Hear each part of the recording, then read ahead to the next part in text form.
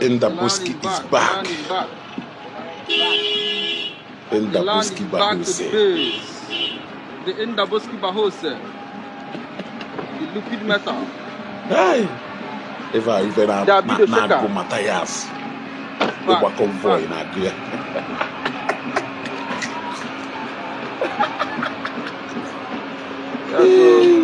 Protocols that go. Welcome the lines of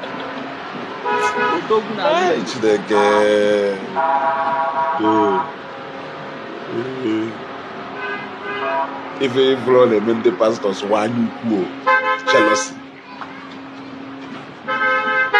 why must it be them? The young will add God, why? When? God, when? God, when? God, when? God, when?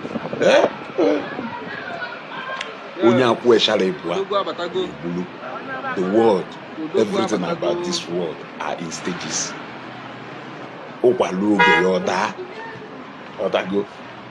These people suffered a lot to get to where they are today.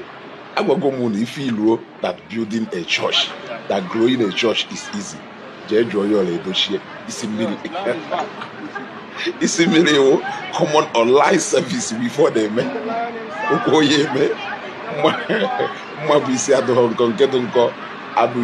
why I said I will opportunity online service hold.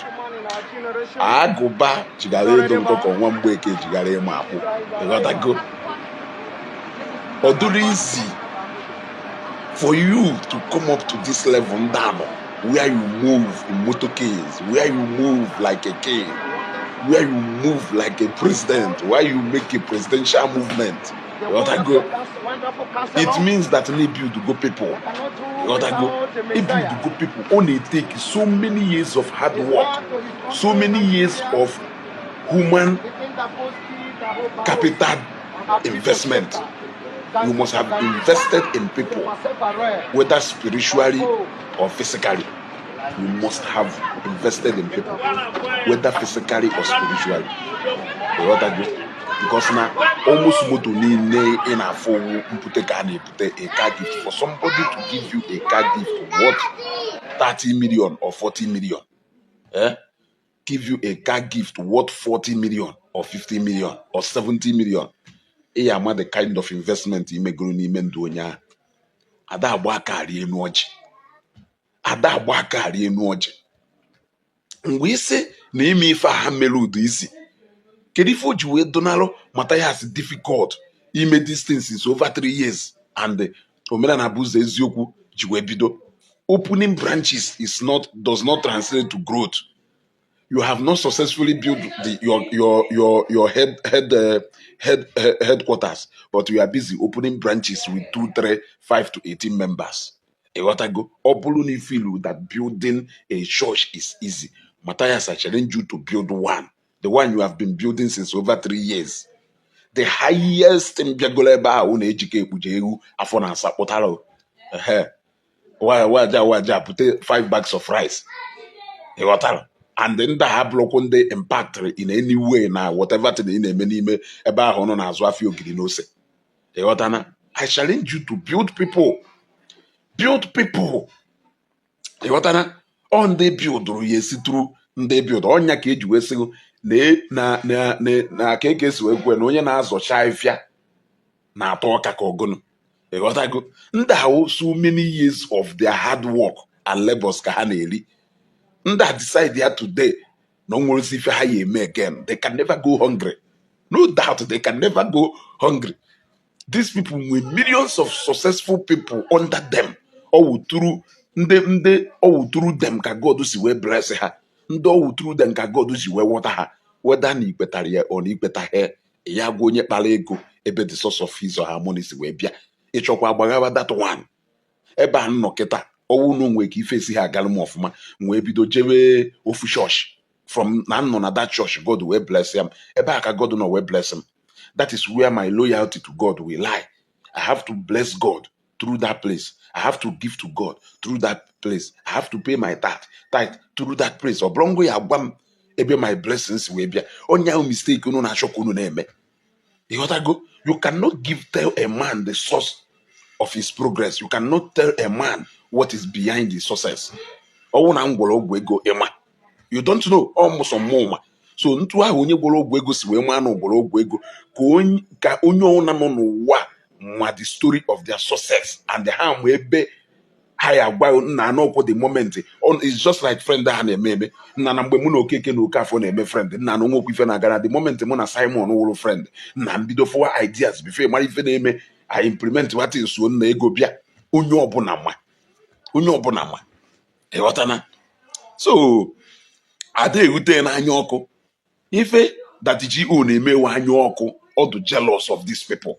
This kind of life na-agụ. That is why iji wefu ebe o si na Highland elitu mmadụ mepere ya dọ polisi elisakwụrụ n'azụ ịghọtago polisi kwụrụ n'azụ olugbo okwu ebe a na-eje mana iji polisi ga agụba na ịghọtana iburu moto bata emegherie dọ agụba na ọzọ chọọ ka a gbara ya red carpet dana ka ọ gaa na red carpet wee gaa ife na-agụ oke na-agụgwo ngwele ife na-agụgwo onye na-agụ ibe ya mana ọsi anyị efe wee ruo ebe ahụ ịghọtago ịfụ ka Jerry Eze ha na-aga ịfụ ka Apostle Johnson Suleman ha na-aga ịfụ ka Deboya ha na-aga ịghọtago ịfụ ka ndị a na-aga nwanne ndị a karịghị egwu ndị a na-agazi on a presidential movement.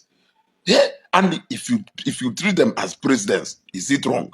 These are people who are overseeing the affairs of more than 20 million people, both physical people na-abịa ndị na-abịa physical na church and ndị duro ya online and their members scattered all over the world.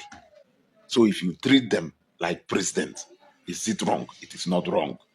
Ehuteghe n'anya ọkụ ejike moment of truth ifosokwa ogwukwu n'ebe ekwuteghe onye akwụ echara ebu anyị egbulu.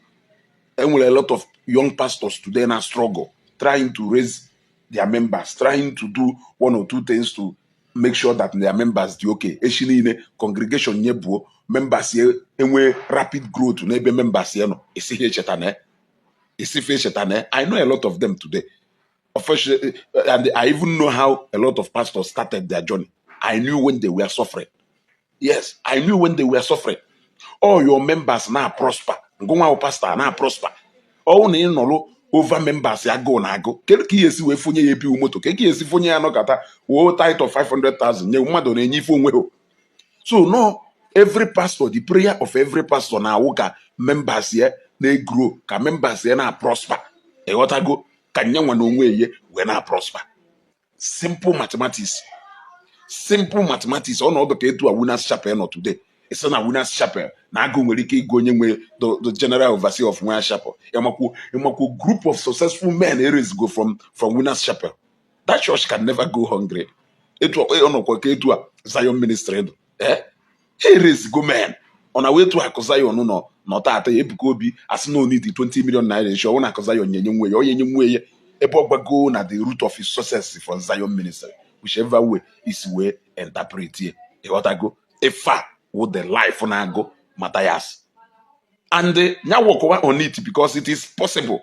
But he should focus in building men. He should focus in building men.